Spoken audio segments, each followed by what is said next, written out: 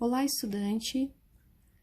Nas últimas aulas, aí vocês estão estudando, né, o fenômeno da dilatação, que é quando o aumento da temperatura faz com que um corpo, né, tenha uma expansão, um aumento de tamanho. Vocês viram na aula anterior o processo de dilatação linear, que tem influência apenas no comprimento do corpo. Para essa aula, vocês irão aprender a dilatação superficial, que vai levar em consideração duas dimensões. Então, é quando um corpo ele sofre um aumento de temperatura e ele sofrer alteração do seu comprimento e da sua largura, no caso, vai ser uma alteração da área desse corpo, né? Então, nós vamos ter uma dilatação superficial. Por exemplo, aqui, ó, eu tenho vamos supor que isso aqui seja uma placa, né, metálica, tem uma temperatura inicial, uma área inicial que a gente vai chamar de S0, numa temperatura ambiente, e após aquecer essa placa, ela tem uma expansão no seu comprimento e na sua largura. Ou seja, né, vai aumentar, vai ter uma variação, né, no caso ΔS aqui, vai ter uma variação de sua área total. Isso é uma dilatação superficial, ok?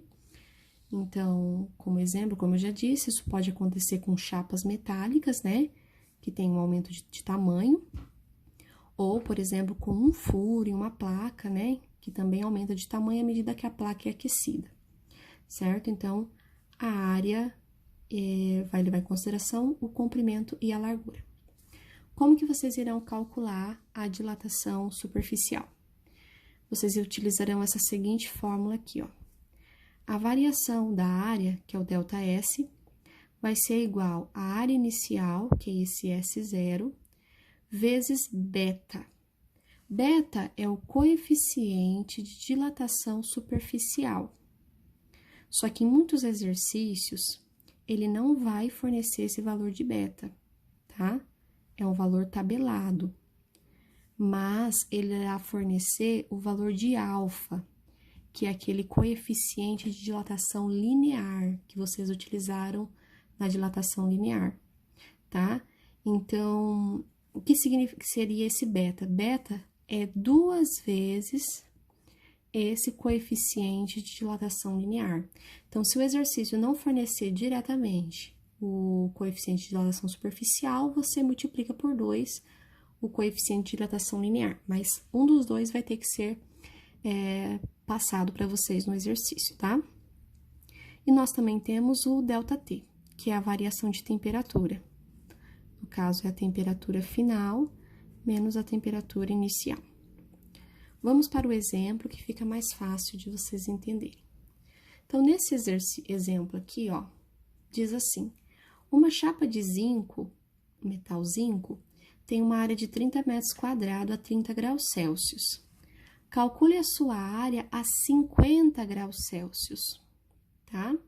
Sabendo que o coeficiente de dilatação linear é de 0,00026. Eu ia passar esse valor já em notação científica, tá? Mas preferi, ó, mesma coisa que esse número aqui. Tá? Mas já coloquei direto aqui para facilitar os cálculos, ok? Então, como que a gente vai calcular essa área? Então, se a chapa foi aquecida, então aqui, ó, nós temos os dados do exercício. Então, primeiro passo, vocês têm que ler e tirar esses dados. Então, o exercício, ele quer saber essa variação de área, ele dá o coeficiente linear, que é o alfa, te dá a área inicial, você vai ter que calcular a área final, te dá uma temperatura inicial de 30 graus e uma temperatura final de 50 graus. Então, inicialmente, nós vamos começar pelo cálculo da variação de temperatura, pegando o final, que é 50 menos o inicial. Depois, nós podemos calcular o coeficiente superficial, que é só pegar 2 vezes o valor de alfa, 2 vezes esse número aqui, né, 0,00026, que vai te dar o coeficiente superficial. Com esses dados, você pode substituir na fórmula. Então, a área inicial, o coeficiente superficial e a variação de temperatura. Multiplicando tudo, nós chegamos nesse valor, ó, essa foi a variação da área, o tanto que aumentou, tanto que dilatou. Se o exercício ele quer saber a área final, o que você tem que fazer? Você vai pegar essa área final, né? E somar com a área que ele tinha no começo. Então, se no começo ele tinha 30 metros quadrados e dilatou 0,0312, você soma, você chega na área final. Então, é uma conta bem simples, só aplicar aí os cálculos, a fórmula.